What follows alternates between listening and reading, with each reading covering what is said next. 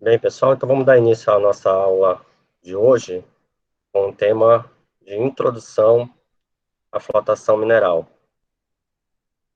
Na aula de hoje a gente vai ver, então, quais são os requisitos para a gente poder realizar uma operação de concentração mineral, o porquê a gente precisa fazer a operação de concentração mineral. Em seguida, vamos falar sobre o processo de flotação.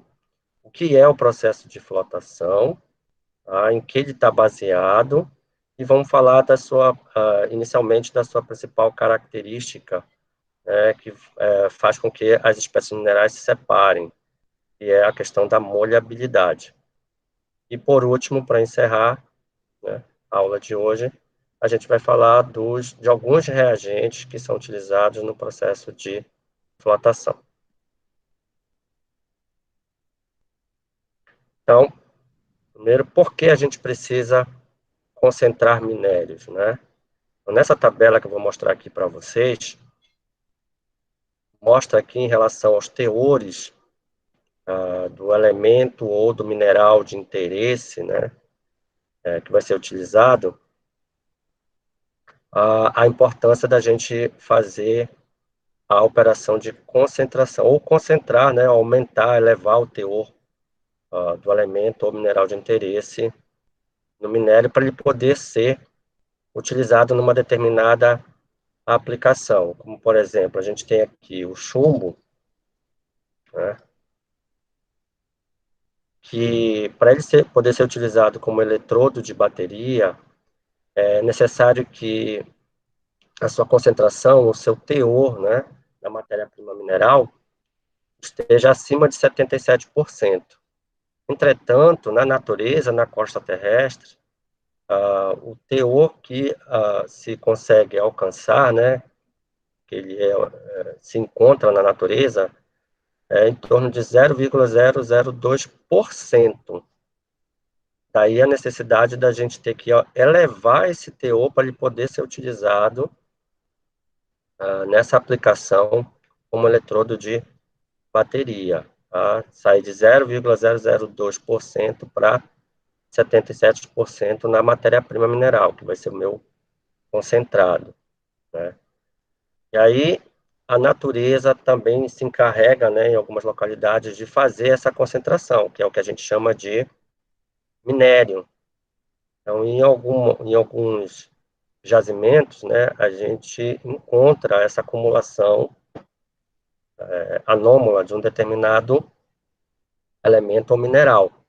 No caso do chumbo aqui, a gente encontra teor de chumbo em torno de 0,8 a 2% no minério. E com esses teores se torna tecnicamente viável fazer a sua concentração até chegar num teor especificado para ser utilizado nas outras indústrias, né? No caso aqui, a aplicação de eletrodo de bateria.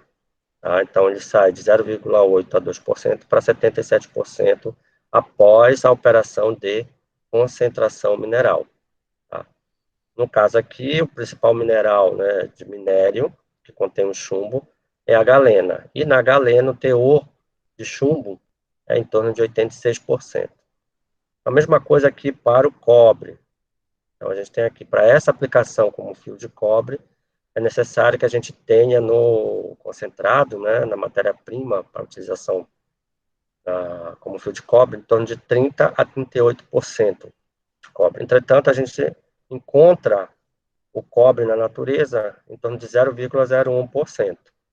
E no minério, né, de 0,6 a 2,5%. Daí a necessidade da gente ter que concentrar para elevar o teor de cobre no minério, né, a um teor que seja possível de ser utilizado como matéria-prima em outras indústrias.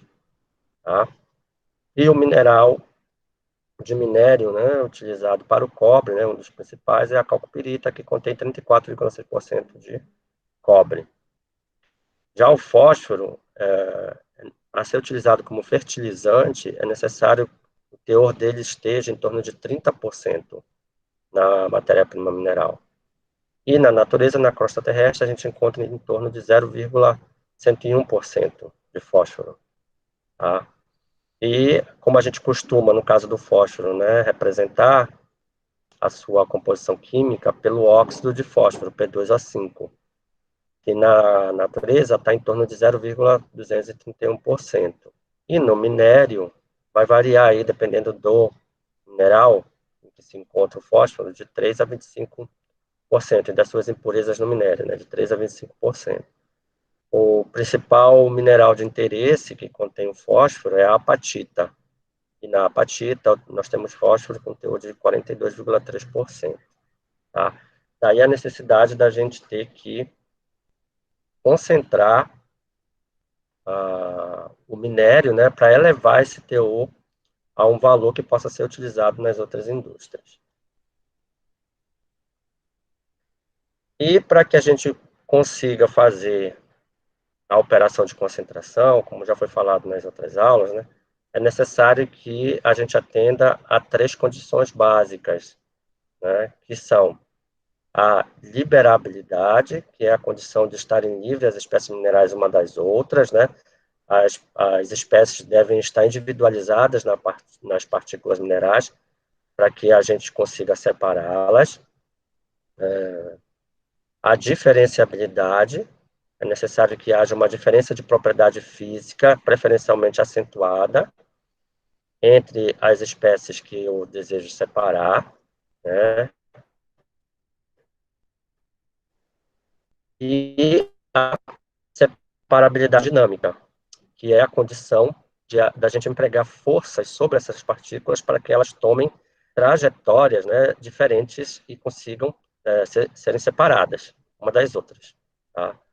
Então, para que ocorra a operação de concentração com sucesso, né, é necessário que a gente atenda a essas três condições básicas, né, a liberabilidade, a diferenciabilidade e a separabilidade dinâmica. Aqui está uma figura, né, exemplificando, onde eu tenho aqui o meu minério, onde eu tenho várias partículas de cores diferentes, né, todas misturadas, tá? Mas eu não tenho partículas mistas, eu só tenho aqui partículas de coloração branca, partículas de coloração preta e partículas de coloração rosa. E elas estão aqui todas misturadas. Tá? Assim, eu consigo, né, aplicar as três condições para separar cada uma dessas partículas de coloração diferente. Tá? E a diferenciabilidade aqui que está sendo utilizada é a coloração.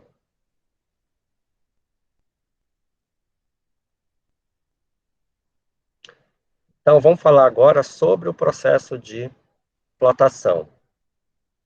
Então, a flotação mineral é um método de concentração mineral que utiliza como propriedade física diferenciadora a molhabilidade dos minerais. O que é essa molhabilidade? É a tendência que tem uma espécie de mineral de ser molhada pela água. Né? Parece meio estranho, né? Assim, como que uma espécie não vai ser molhada pela água, né? Aparentemente, todas as espécies são molhadas pela água. Entretanto, existem algumas espécies que naturalmente não são molhadas pela água. Como isso acontece? Através da interação entre as moléculas da água e as moléculas da superfície da partícula mineral dessa determinada espécie mineral. Okay? Vai haver uma repulsão entre essas moléculas da água e a molécula da partícula mineral na superfície da partícula, e a partícula não vai ser molhada pela água. A questão da molhabilidade está relacionada com a adsorção das moléculas da água sobre a superfície da partícula mineral, em função dessas forças de atração e repulsão entre as moléculas. Em função dessa característica, chamada de molhabilidade, a gente classifica as espécies minerais de dois tipos. Nós chamamos de minerais hidrófilos e minerais hidrófobos. Tá? Ou seja, minerais que apresentam o comportamento da hidrofilicidade e minerais que apresentam o comportamento da hidrofobicidade, tá? Em função da molhabilidade. Então, minerais hidrófilos são aqueles minerais que são molhados pela água.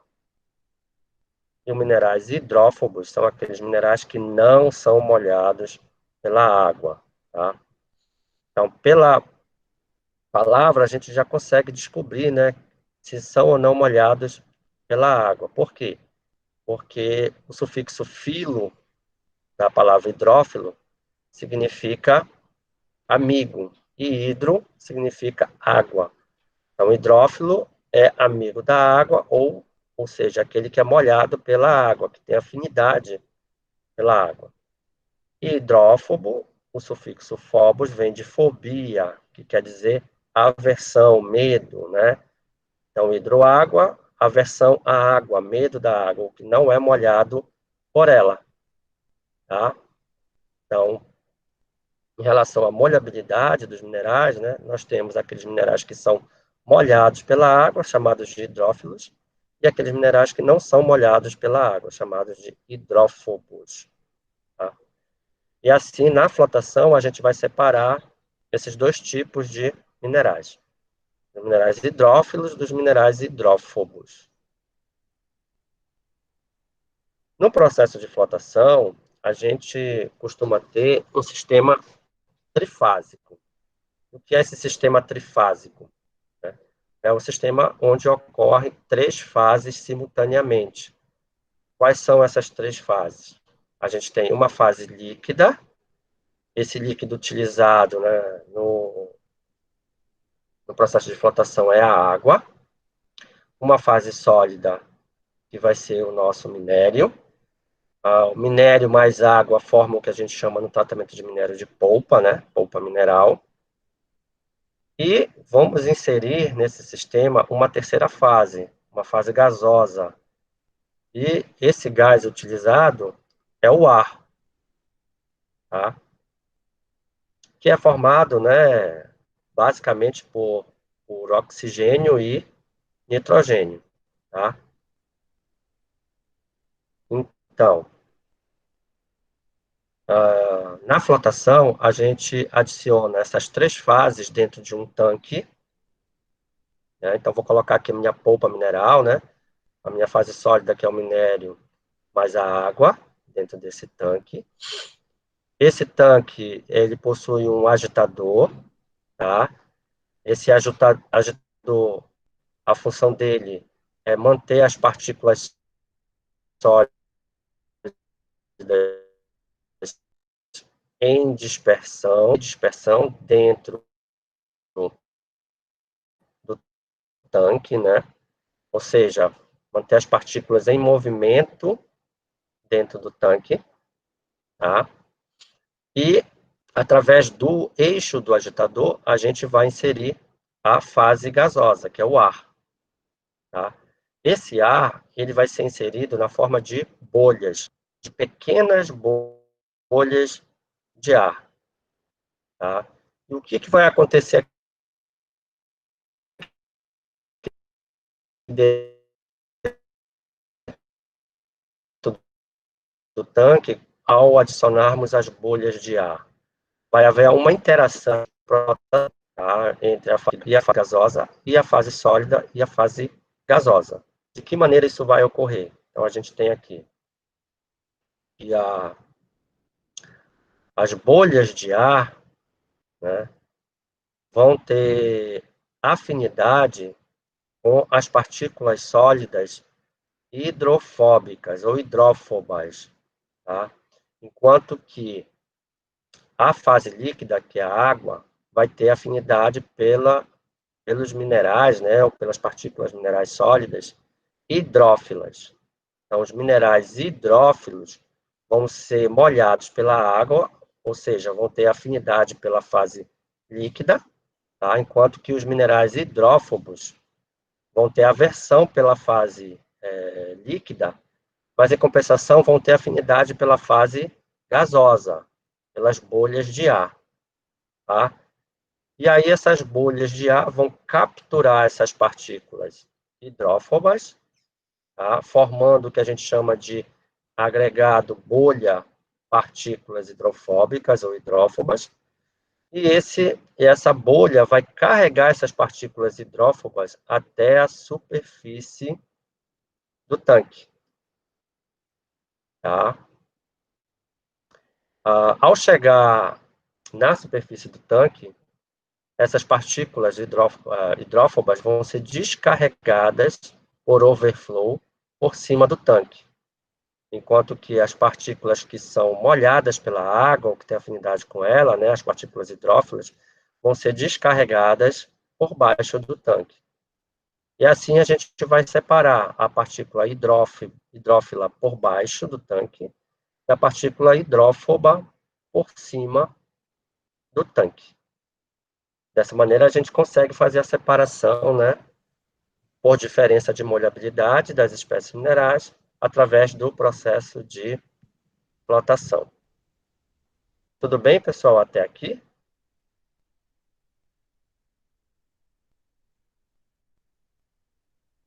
Ok, tudo bem? Podemos continuar? Sim, professor, tudo certo. Tá, me dê um feedback com o áudio, porque eu não consigo visualizar o bate-papo, tá, da sala. Então, vamos continuar.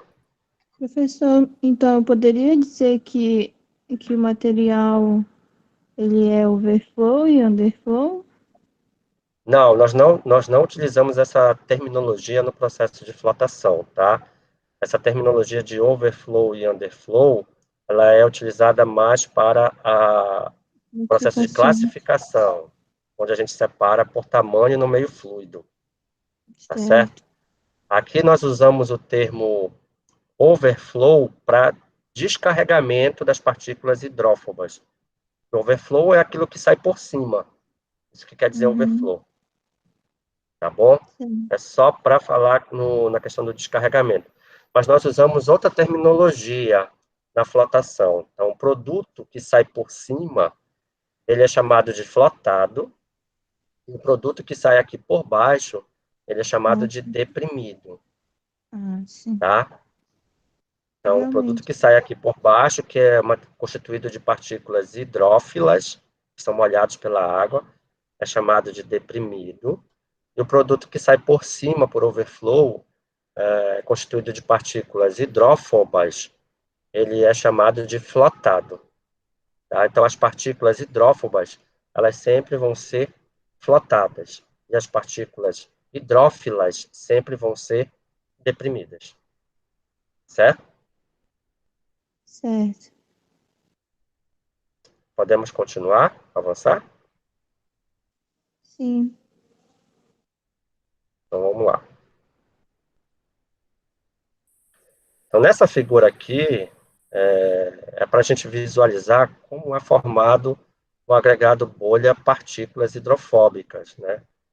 Então, vai haver uma afinidade, né, das partículas hidrófobas com a fase gasosa, que é formada pelas bolhas de ar. Vai haver uma atração, né, eletrostática entre as moléculas da superfície da partícula hidrófoba com as moléculas da superfície aqui das moléculas do ar, tá? Que são formadas, né, pelos componentes dos gases nitrogênio e oxigênio, certo? Então, essas partículas vão ser atraídas, né, através de forças de atração eletrostática para a superfície da bolha, em função da interação com as moléculas de nitrogênio e oxigênio, certo? Vão formando um agregado, né, que vai ser conduzido até a superfície do tanque, tá?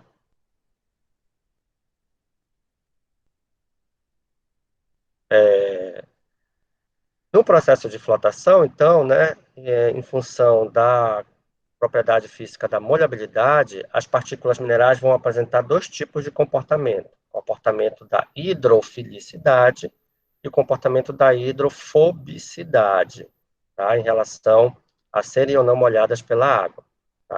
Então, vamos falar um pouco desse comportamento chamado hidrofilicidade.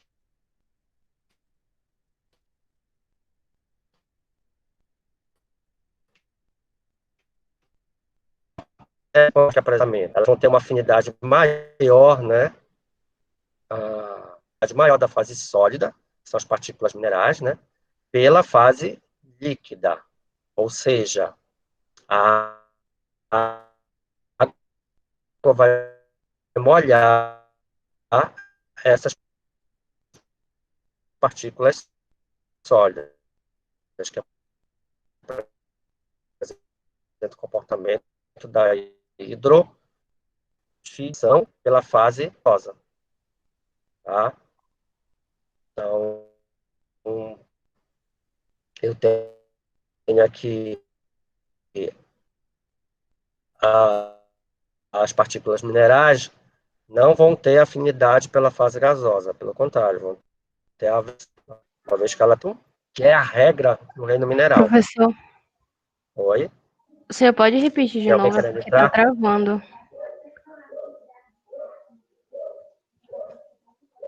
Vou repetir. Em relação à hidrofilicidade, Sim, é porque começou a travar aqui, não só para mim, alguns colegas também. tá. Então, vamos falar agora do comportamento da hidrofilicidade, né, que é a tendência que algumas partículas minerais têm, né, de serem molhadas pela água. Então, nesse comportamento, eu vou ter uma afinidade maior da fase sólida, que é constituída das partículas minerais, né, pela fase líquida. Em compensação, eu vou ter uma aversão da fase sólida pela fase gasosa, ou seja, pelo ar. Tá? Então, ela vai ser molhada pela água e vai ter aversão pelas bolhas de ar. Tá?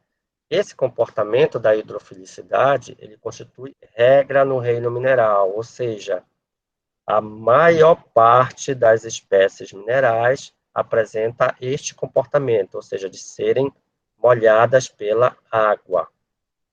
Essa é a Professor, não está regra. aparecendo na tela. Como? Não está aparecendo os slides. Não está aparecendo? Não, Está sumiu. aparecendo o quê? O senhor. Saiu aqui, ó. Voltar aqui, tela inteira.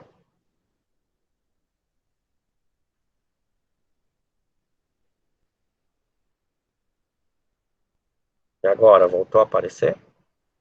Sim.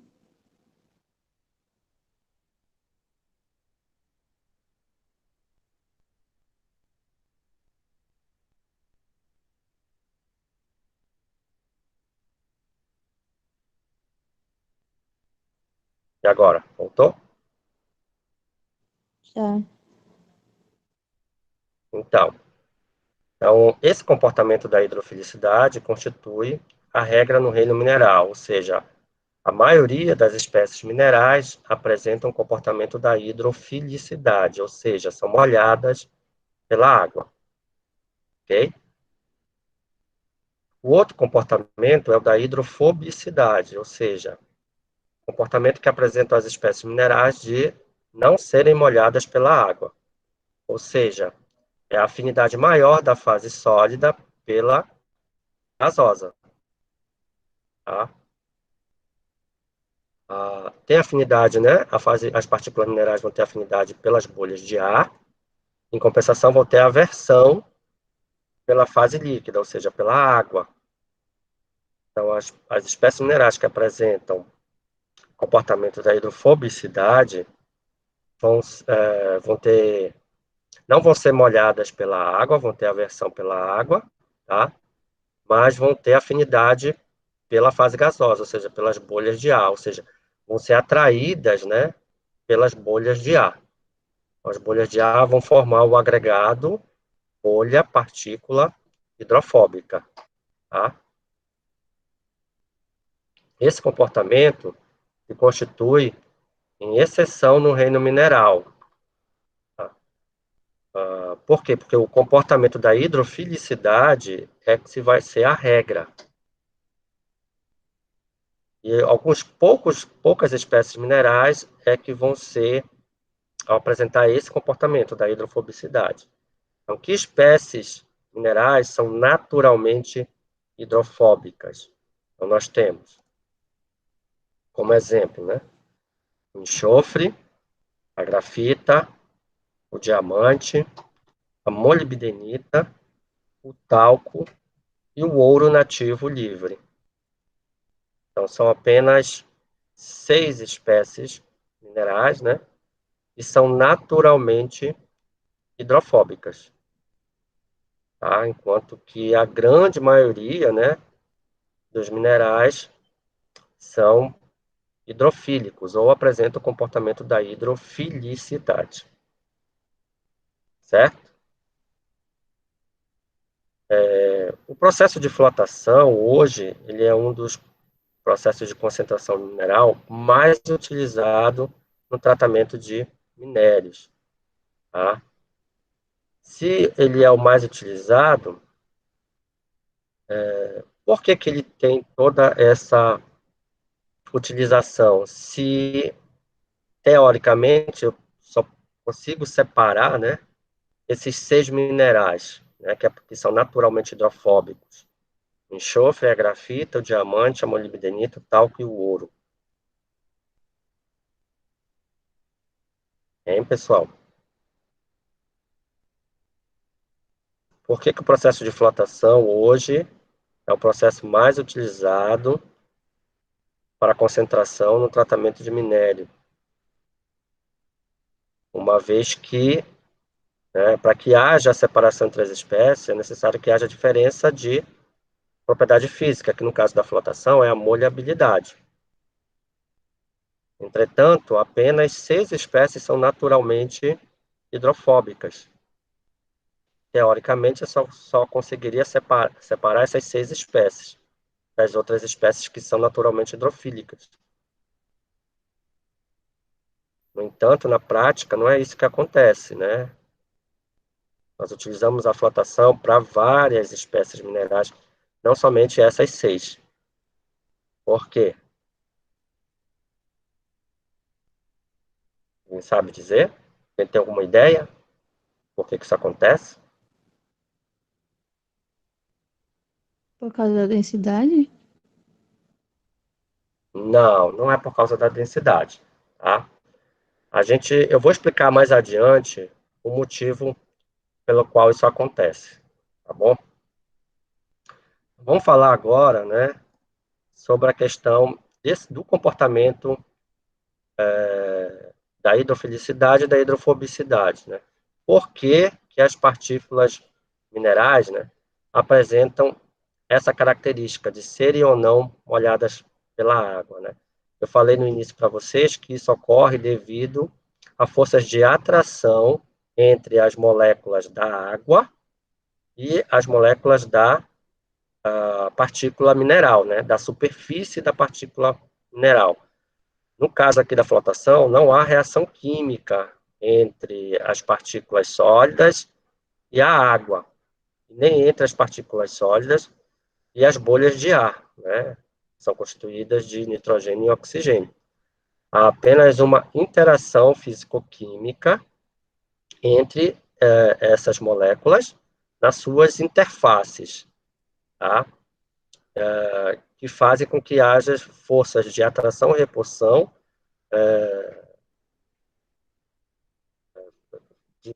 do tipo eletrostática, tá? E essas forças de atração e repulsão, elas advêm da polaridade das moléculas, né, que estão interagindo no sistema da flotação, tá? Moléculas da partícula mineral, moléculas da água e moléculas dos gases contidos nas bolhas do ar, tá? E o que é a polaridade de uma molécula? Vamos agora relembrar, fazer uma revisão de química, tá? Quando é que uma molécula apresenta polaridade? O que é isso? Polaridade.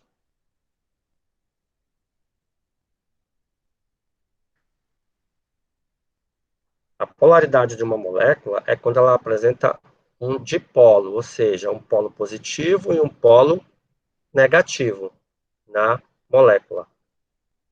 Mas, para ela apresentar um dipolo, é necessário que ela atenda a uma condição durante a formação da molécula,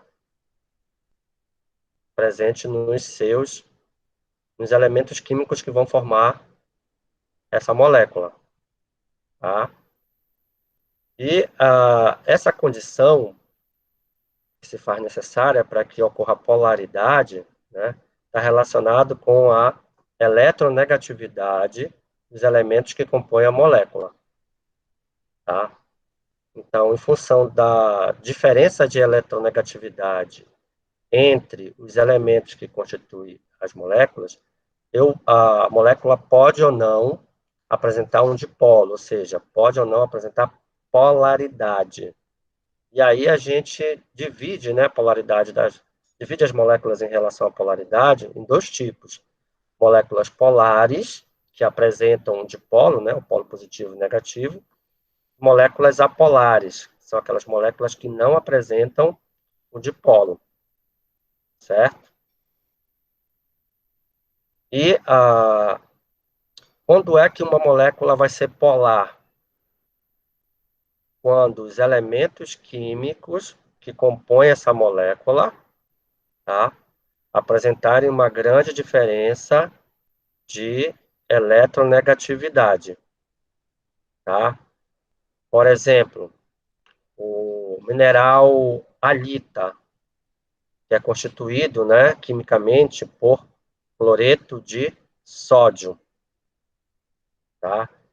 Então, na tabela periódica, o sódio, o elemento químico sódio, está numa extremidade da tabela, e o elemento químico cloro está na outra extremidade da tabela, tá? A eletronegatividade, na tabela periódica, ela aumenta de cima para baixo e da esquerda para a direita, tá certo? Como esses elementos químicos estão nas extremidades, um na direita e outro na esquerda da tabela periódica, eles vão apresentar uma grande diferença de eletronegatividade, tá? O que significa dizer isso? Significa dizer que um elemento químico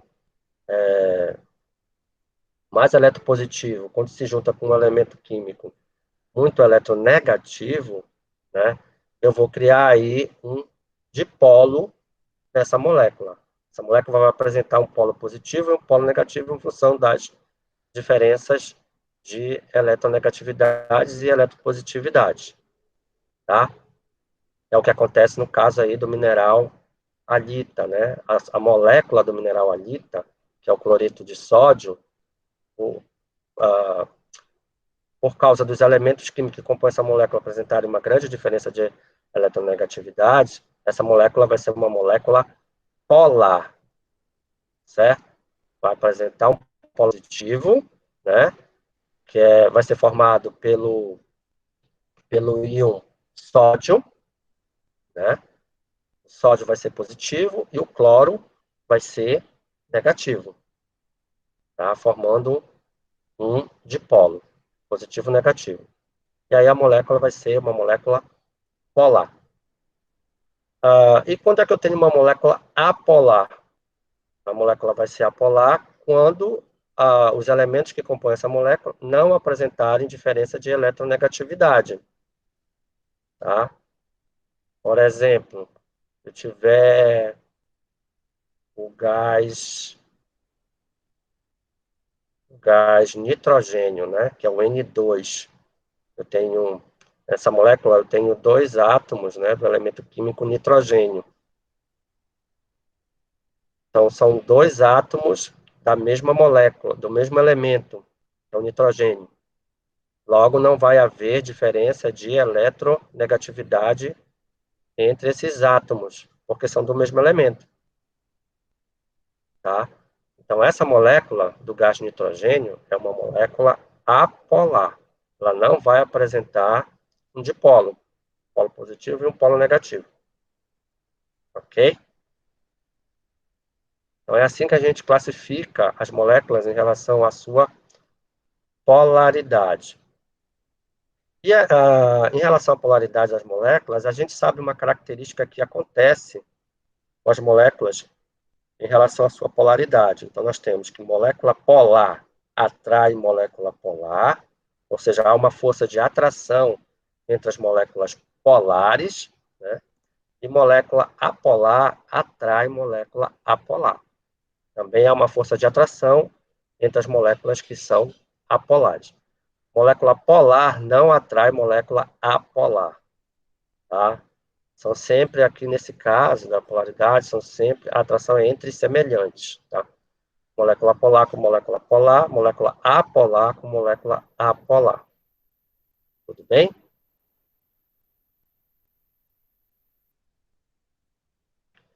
Então, vamos entender agora como é que ocorre essa atração e repulsão entre as diferentes fases presentes no sistema de flotação, né, formados pela fase sólida, que são as partículas minerais, a fase líquida, que é a água, e a fase gasosa, que são formadas pelas bolhas de ar. Então, o ar ele é constituído de moléculas apolares. Por quê? Alguém sabe me responder?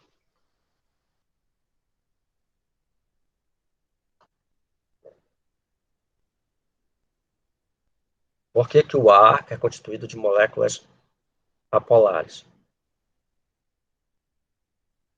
Então, quais são? O ar é uma mistura de gases, né? Quais são os principais gases que constituem o ar?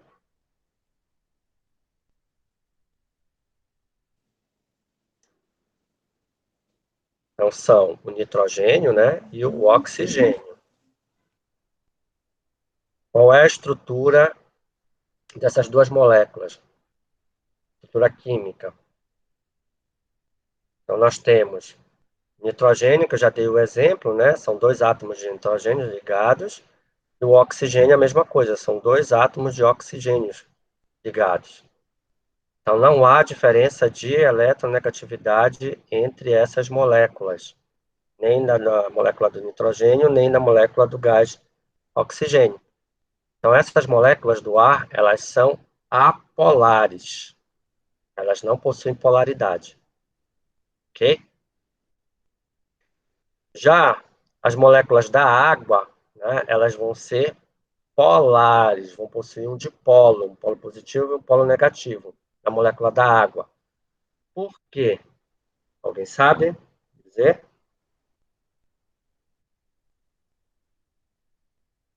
Qual é a pergunta?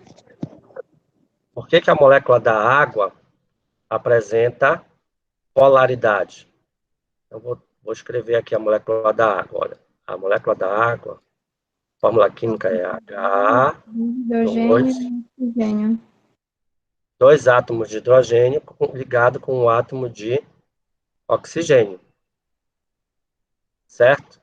Então, eu tenho átomos de elementos químicos diferentes.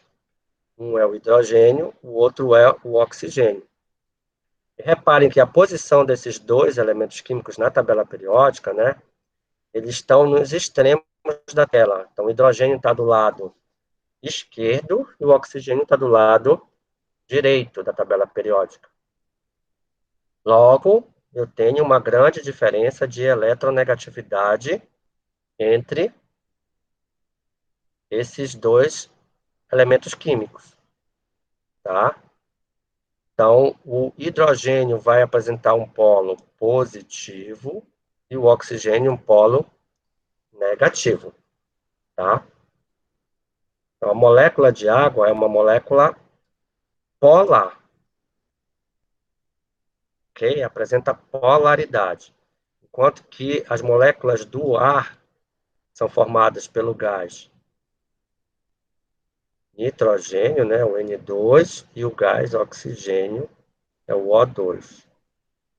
Tá? Aqui são moléculas apolares, que são átomos do mesmo elemento químico, ok? Aí são apolares. E as partículas sólidas, né? As partículas minerais. Elas vão apresentar que tipo de polaridade?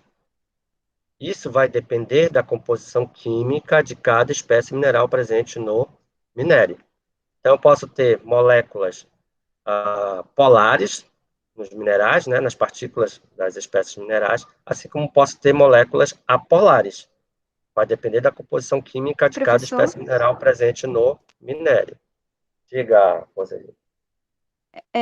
na verdade, senhor Adara, eu queria lhe fazer uma pergunta que Dara. é a seguinte: o senhor deu o exemplo da água, H2O2, e se no caso a gente tivesse H2O2, que no caso é a água oxigenada, ela seria apolar ou polar? Nesse caso aqui, no processo de flotação, nós não usamos água oxigenada. Não, sim, sim, é só uma questão de curiosidade mesmo. Ah, tá. Então, vamos analisar. Ela também vai ser polar, igual à água normal. Por quê? Porque é constituída dos mesmos elementos químicos, hidrogênio e oxigênio. Para que ocorra polaridade da molécula, né, tem que haver diferença de eletronegatividade entre os elementos químicos que compõem a, a molécula. Se eu Então, colocasse a aqui água quantidade de elemento não oxigenada, interfere, né? não, o que vai interferir é a eletronegatividade na polaridade. Certo, entendi. Obrigado, professor. Tá certo? Eu vou ter ainda um dipolo aqui na água oxigenada, né? Apesar de ser H2O2, né? Água oxigenada, eu vou continuar com o dipolo aqui. Por quê? Porque eu continuo com os mesmos elementos químicos, hidrogênio e oxigênio, que apresentam a mesma diferença de eletronegatividade. Certo, deu para Certo? entender. Tá, agora nós não utilizamos no processo de flotação água oxigenada, tá? Sim. Para ficar bem claro. Apenas uma curiosidade isso da Dara, tá certo? Então, no nosso sistema, né, de flotação, nós trabalhamos, né, na fase gasosa com moléculas apolares, na fase líquida com molécula polar, e na fase sólida nós podemos ter os dois tipos de moléculas, vai depender da composição química da espécie mineral que eu estou trabalhando, tá certo? Na verdade, geralmente ocorre as duas, né? Porque eu tenho, no minério, eu tenho sempre a espécie útil, né? E várias outras espécies de contaminantes ou de gangue. Então, cada uma dessas espécies vai apresentar uma composição química diferente, logo vão poder apresentar, né, polaridades diferentes. Ok? Então, como é que vai se dar, né, essa atração e repulsão entre as diferentes fases presentes na flotação, né, entre fase sólida, fase sólida e fase gasosa. Então, quando eu tenho a superfície mineral polar, ou seja, a partícula mineral, né, dependendo da composição química dela, ela pode apresentar moléculas polares ou apolares. Então, se a partícula mineral apresenta a superfície polar, ou seja, moléculas, né, na sua superfície, que são polares, ela vai interagir, né, com que fase? Com a fase líquida ou com a fase sólida? Lembrando que molécula polar atrai molécula polar e molécula apolar atrai molécula apolar. Ok? Se a superfície da partícula mineral é polar, ela vai atrair uma fase que também seja polar. Fase líquida, professor. Exatamente, a fase líquida. Por quê?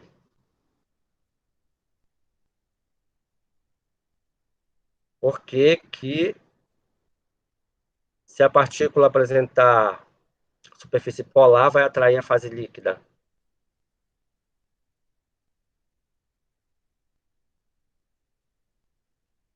Porque a fase líquida é constituída pela água, né? O líquido utilizado é a água, e a molécula da água é o quê?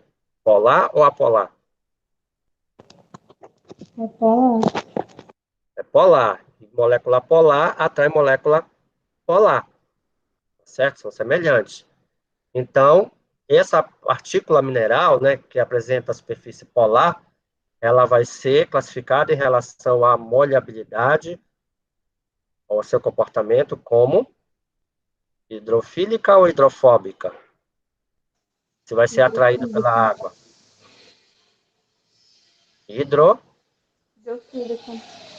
Hidrofílica, porque vai ser molhado pela água. E se a partícula mineral apresentar, as moléculas na sua superfície apresentarem comportamento apolar?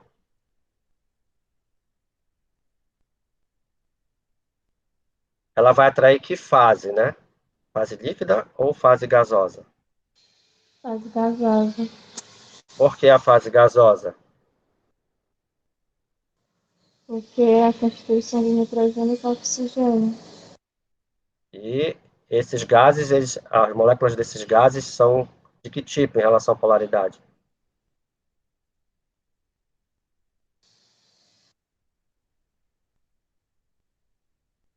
Hein? Elas são Apolar. São apolar também, né? E aí, semelhante atrai semelhante, né? Então, quando a superfície da partícula sólida for apolar, ela vai atrair a fase gasosa, que também é apolar. E aí a partícula mineral vai ser classificada como hidrofílica ou hidrofóbica? Hidrofóbica. Hidrofóbica, certo? Então, a questão de ser ou não molhado pela água, né, a partícula mineral, vai depender da interação entre as moléculas da superfície da partícula mineral e as moléculas das outras duas fases, da fase líquida e da fase gasosa. Então, se a partícula mineral, né, apresentar moléculas apolares, ela vai ser atraída pela fase gasosa e vai ter aversão pela fase líquida, tá? Agora, se a partícula mineral apresentar moléculas com superfície polares, né, ela vai atrair a fase líquida, a água, porque a molécula da água é polar também, tá? E aí vai ser molhada por ela. Tá? E aí essa espécie vai ser chamada de hidrófila ou hidrofílica. Tudo bem aí, pessoal? Entenderam, então, como é que ocorre a característica da hidrofobicidade e da hidrofilicidade nas partículas minerais? É através da interação entre as moléculas em relação à sua polaridade, certo? Falei para vocês, né, que a maioria das espécies minerais apresentam um comportamento da hidrofilicidade, ou seja, que são molhados pela água.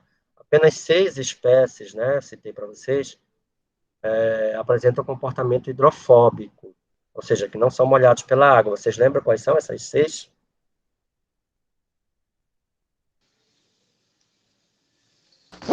Ouro, diamante, Ouro, diamante, Enxofre, enxofre, grafita, molibdenita, molibdenita e talco. tal. Muito bem, são esses 6. Tá? Entretanto, em relação à hidrofilicidade, né, que são a maioria dos minerais apresentam essa característica, né, nós não temos uma intensidade, né, de atração pela água de maneira igual entre as diferentes espécies minerais, tá? Essa intensidade de atração, ela é diferente em função da classe do mineral, né? Então, nós temos aqui, em função das classes dos minerais, né, minerais que são sulfetos, carbonatos, fosfatos, óxidos e silicatos, né, eles vão apresentar uma diferença de intensidade da hidrofilicidade ou da hidrofobicidade, que uma é inverso da outra, né? E essa intensidade, ela vai variar, né, em relação à hidrofobicidade, né? Vai variar aqui de sulfetos até silicatos, nessa ordem aqui, de cima para baixo, do menor hidrofobicidade aqui com os sulfetos e maior hidrofobicidade com os silicatos. O que significa dizer isso? Né? Menor hidrofobicidade, maior hidrofilicidade. Então, aqui os sulfetos são a classe que tem a maior afinidade com a fase líquida, né? Enquanto que os silicatos, por apresentarem maior hidrofobicidade, né, são aqueles que apresentam a menor afinidade com a fase líquida, tá certo? Ou seja, que são menos molhados pela água, enquanto que os sulfetos são a classe que são mais molhados pela água.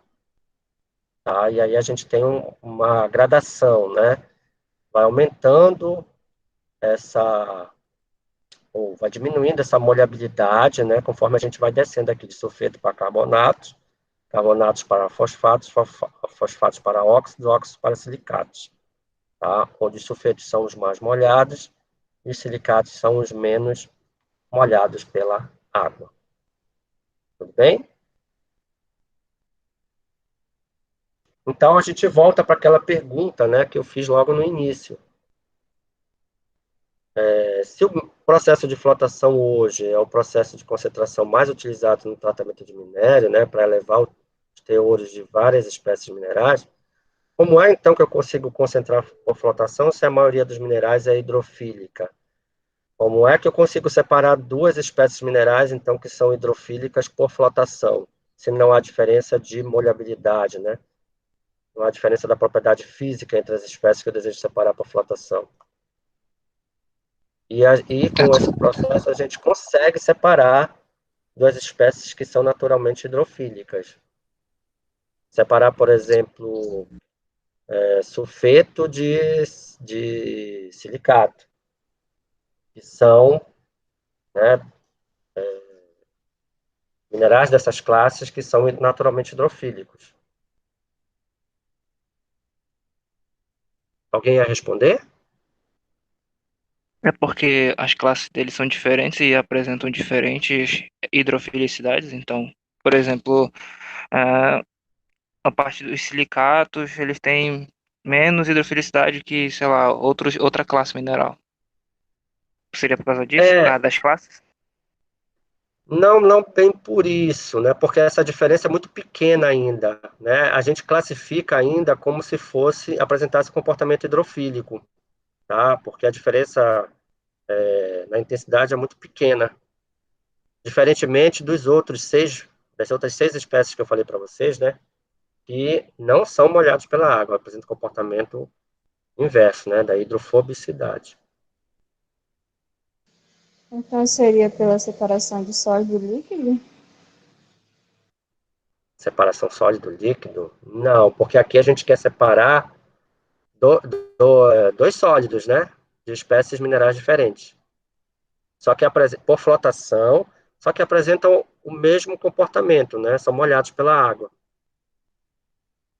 E para que ocorra a separação entre as espécies na flotação, é necessário que haja uma grande diferença, né, de propriedade física, que no caso é a molhabilidade.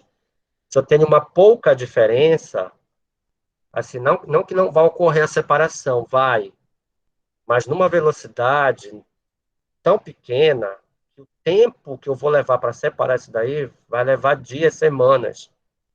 Então, como o tempo é dinheiro na indústria, né, não é viável, tecnicamente, fazer esse tipo de separação, porque vai levar muito tempo para separar, né?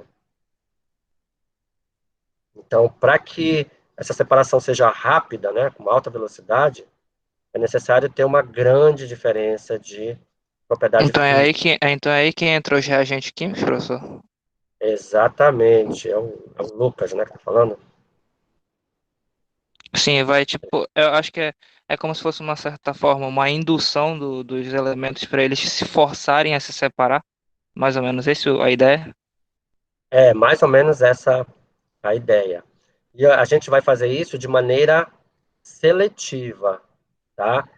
Na flotação, a gente vai utilizar desse artifício, né, de utilizar reagentes químicos para a gente mudar a característica, né, da molhabilidade de determinadas espécies minerais e manter a molhabilidade das outras espécies, né? Porque eu tenho que ter diferença, né, de molhabilidade entre as espécies. Então, se eu tenho todo mundo hidrofílico e transformo para todo mundo hidrofóbico, eu continuo sem ter diferença de molhabilidade. Não consigo separar. Correto?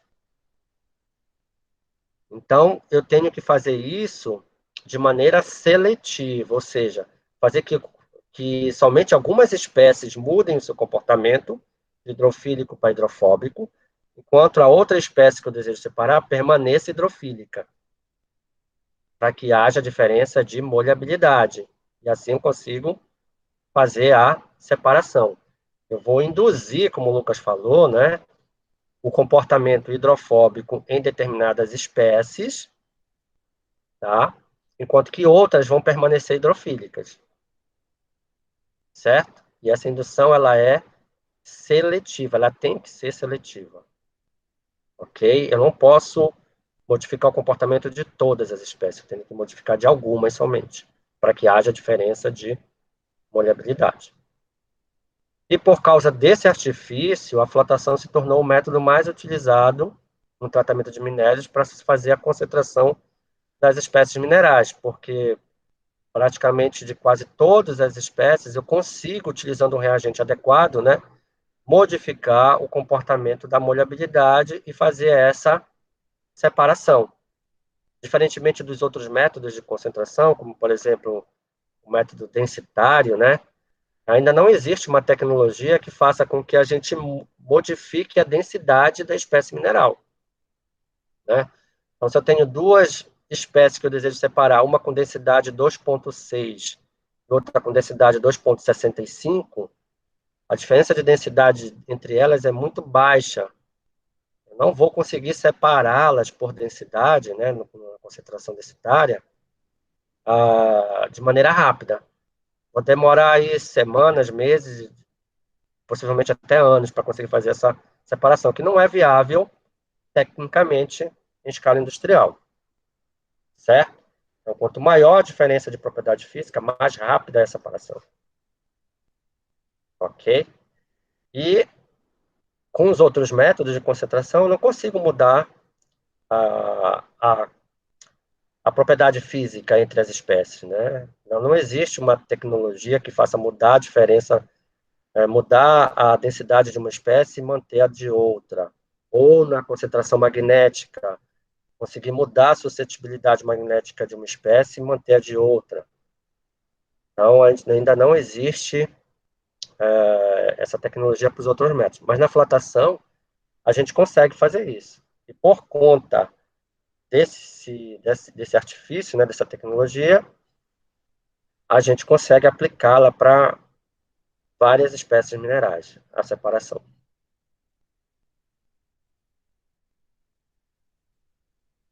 Então, dentro da flotação, né, o mecanismo que faz com que haja a adsorção da partícula mineral, né, hidrofílica, pelas moléculas do reagente que eu vou adicionar a essa polpa, e faça com que gere a hidrofobicidade na superfície da partícula mineral, ela é chamada de coleta.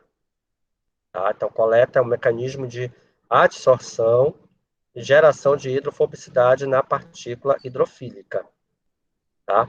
Isso vai se dar através da adição de um reagente químico adequado, que vai fazer com que as moléculas desse reagente, né, migrem para a superfície da partícula hidrofílica, de maneira seletiva, né? Essas moléculas do reagente, elas não podem migrar e aderir, né, absorver na superfície de todas as partículas presentes no minério. Elas têm que aderir na superfície das partículas de algumas. Então, isso vai ser feito de maneira seletiva, tá? Criando também uma hidrofobicidade seletiva, ou seja, mudando o comportamento hidrofílico apenas de algumas espécies minerais, mantendo a hidrofilicidade das outras, ok? Então, esse mecanismo de adsorção e geração de hidrofobicidade é chamado de coleta. E a coleta, né, ela vai se dar, como eu falei para vocês, através do recobrimento da superfície da partícula mineral por um reagente adequado. Então, vejam, não vai acontecer reação química entre o reagente químico e a partícula mineral. Não pode, na verdade, haver reagente químico, reação química. Porque senão eu vou mudar quimicamente a minha espécie, vou estar gerando um outro material. Não é isso que a gente quer no processo de flotação. A gente quer apenas separar as espécies presentes no minério. Tá? E o tipo de reagente, né, que a gente utiliza para fazer essa mudança, né, de comportamento hidrofílico para hidrofóbico de maneira seletiva é chamado de coletor, tá? Por causa do processo que é chamado de coleta. Então, o reagente vai coletar aquelas espécies hidrofílicas e transformá-las em hidrofóbicas de maneira seletiva, ok? Para tornar esse mecanismo de coleta mais eficiente, ou seja, mais seletivo, né, para fazer com que o coletor, ao ser adicionado à polpa, não atue em todas as partículas minerais de maneira indistinta, né, a gente adiciona outros reagentes à polpa para tornar o serviço do coletor mais eficaz e fazer com que ele atue mais seletivo, né, de maneira seletiva. Então, nós adicionamos outros reagentes com outras funções na polpa da flotação. Então, o primeiro tipo de reagente é chamado de depressor. Qual a função desse reagente? A função dele é deprimir a ação do coletor em determinadas espécies minerais, né? Eu não quero fazer com que o coletor haja de maneira seletiva, transforme apenas algumas espécies hidrofílicas em hidrofóbicas. Então, eu adiciono antes do coletor um reagente que recubra a superfície da partícula mineral, de determinadas partículas minerais, e faça com que, ao adicionar o coletor, ele tenha uma repulsão por essa partícula, tá? E seja atraído para outra. E assim ele vai agir de maneira seletiva. Então, o depressor vai deprimir a ação do coletor. Um outro tipo de reagente é chamado de ativador. Então, o ativador vai tornar a superfície da partícula mais atrativa ao coletor, vai fazer o inverso do depressor, né? Então, ele vai fazer com que a determinada espécie mineral, né, se torne mais atrativo, mais fácil, né, do coletor ser atraído para essa partícula. É o que nós chamamos de ativador.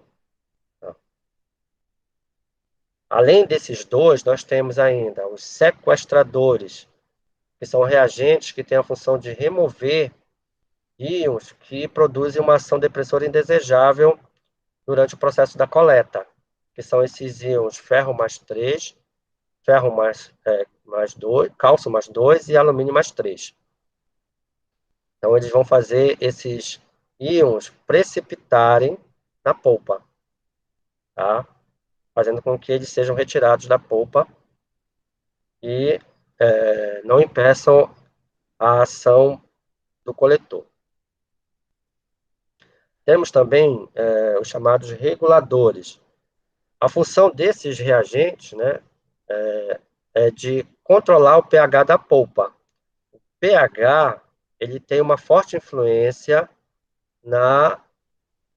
no processo de coleta, ou seja, de transformação da espécie hidrofílica em hidrofóbica. Tá? Então, pH, o que é o pH? O pH me diz se uma determinada solução, no nosso caso, a nossa polpa, né, ela possui um comportamento ácido ou básico. Então, determinados tipos de polpa, né, vão apresentar uma melhor eficiência de coleta em uma determinada faixa de pH. E aí a gente deve colocar a polpa nessa faixa de pH. Para isso eu vou adicionar um ácido ou uma base à minha polpa, né? Para que eu controle esse pH, torná-lo mais ácido ou torná-lo mais básico. Tá? Então esse tipo de reagente é chamado de regulador. Como eles vão atuar, né, na ação do coletor, ou seja, na melhora da eficiência da coleta, todos esses reagentes eles devem ser adicionados antes do coletor. Então, depressor, ativador, sequestrador e regulador devem ser adicionados sempre antes do coletor. O coletor adicionado depois desses reagentes. Ok? E um outro tipo de reagente que é adicionado é o espumante. Qual é a função dele? Como o nome está dizendo, né, é gerar uma espuma estável. Por quê? No processo de flotação, a gente adiciona a fase gasosa na forma de bolhas. Essas bolhas, né, vão atrair as partículas hidrofóbicas e vão carregar essas partículas hidrofóbicas até a superfície do tanque, onde essas partículas vão ser descarregadas por overflow para o produto chamado flotado. Tá? O que acontece? Essas bolhas, ao chegarem na superfície, por ação da pressão atmosférica, elas podem se romper. Estourando a bolha, a partícula hidrofóbica, ela tende a retornar para dentro do tanque, e com isso eu não consigo fazer a separação. Então é necessário que a bolha, ao chegar na superfície do tanque, fique estável, não se rompa, não estoure, para que ela seja descarregada do tanque junto com a partícula hidrofóbica. Então, para que isso aconteça, né, para que a bolha não estoure, é necessário a gente adicionar um reagente chamado espumante. Vai fazer com que essa espuma fique estável e não se rompa na superfície do tanque. Então, esses são os reagentes que são utilizados durante o processo de flotação. Então, nós temos o coletor. Qual a função do coletor? É mudar o comportamento hidrofílico para hidrofóbico de determinadas espécies minerais, ou seja,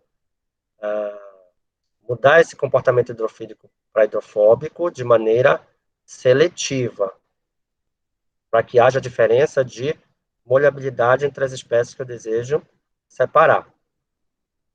O segundo reagente é o espumante, né? O espumante ele é utilizado para tornar a espuma mais estável na polpa e impedir que ela se rompa ao chegar na superfície do tanque. O depressor ele é utilizado para tornar a partícula, né, menos atrativa à ação do coletor. O ativador vai fazer o contrário do depressor, vai tornar a superfície da partícula mais atrativa para a ação do coletor. Isso faz com que a ação do coletor seja mais seletiva. O regulador vai controlar o pH da polpa para fazer com que a ação da coleta seja mais eficiente. Existe esse outro tipo de reagente chamado de dispersante, que a gente adiciona na polpa. Como a gente trabalha na flotação com partículas muito pequenas, né, é necessário que essas partículas estejam em movimento dentro do tanque, para que as partículas hidrofóbicas encontrem as bolhas, né? Encontrem as bolhas e sejam carregadas por ela. Então, a gente, para melhorar essa movimentação, né, dentro do tanque, nós utilizamos um reagente chamado dispersante. Vai fazer com que as partículas ocupem todo o volume do tanque e haja um melhor contato entre bolha e partícula hidrofóbica. O sequestrador vai retirar alguns íons que têm ação depressora indesejável na polpa, né? E aí esses são os diferentes tipos de reagentes que nós utilizamos no processo de flotação, tá? alguns deles com a função de melhorar a eficiência da coleta, ou seja, do mecanismo, né, de adsorção e geração de hidrofobicidade seletiva, tá? E outros, como o espumante, né, tem a função de impedir com que a bolha de ar com a partícula hidrofóbica se rompa na superfície do tanque, né, impedindo que a partícula hidrofóbica retorne para dentro do tanque e não seja separada. Tudo bem, pessoal? Então, esse é o que a gente tinha planejado de falar para a aula de hoje, né, onde a gente falou sobre o porquê a gente precisa fazer o processo de concentração, né, das espécies minerais. Fizemos uma introdução ao processo de flotação, explicamos o que é o processo de flotação e como ele ocorre, né? Falamos especificamente da característica diferenciadora usada na flotação, que é a molhabilidade, e como as espécies minerais são classificadas em função da molhabilidade. Explicamos ainda como ocorre a molhabilidade, né, com os seus diferentes comportamentos da hidrofilicidade e da hidrofobicidade, em função da polaridade das moléculas das fases envolvidas no processo de flotação. E falamos do recurso que nós utilizamos na flotação para fazer com que a gente utilize o método da flotação para praticamente todas as espécies minerais, mesmo aquelas que apresentam uma baixa diferença de molhabilidade, que é a utilização de um reagente químico adequado para mudar o comportamento hidrofílico para hidrofóbico de uma determinada espécie mineral. E vimos todo o sistema de reagente, né, que a gente utiliza para melhorar esse mecanismo de mudança do comportamento hidrofílico para hidrofóbico das espécies minerais, né? E são esses reagentes que estão listados aqui, né? Espumante, depressor, ativador, regulador, dispersante e sequestrador. Tudo bem, gente? E a gente fica por aqui. Vocês têm alguma dúvida? Quero perguntar sobre um assunto que a gente viu na aula de hoje.